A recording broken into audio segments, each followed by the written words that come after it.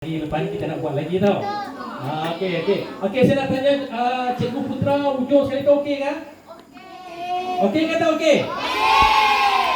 Cikgu awak kata tak okey, saya nak potong gaji mereka. Okey kata okey? Cikgu yang semangat tu nombor 2 lelaki tu? Yang perempuan tu agak tak? Okey, sebelah tu?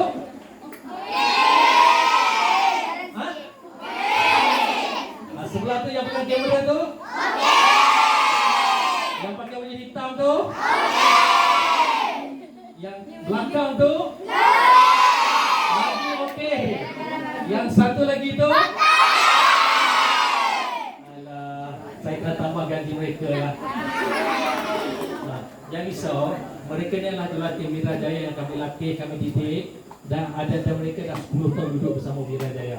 Alhamdulillah. Mana Pak Mudi yang risau? Sebab selalunya bila kami kembalikan modul-modul peringkat daerah, inilah golongan yang akan turun. Mereka akan turun, mereka buat sebab mereka dah bersama Wirajaya lama dah. Okey, yang ujung tu Cikgu Putra tu orang yang cukup berpengalaman. Ada CJ Jurulatih. Dia adalah Lieutenant APM Angkatan Pertahanan Awam.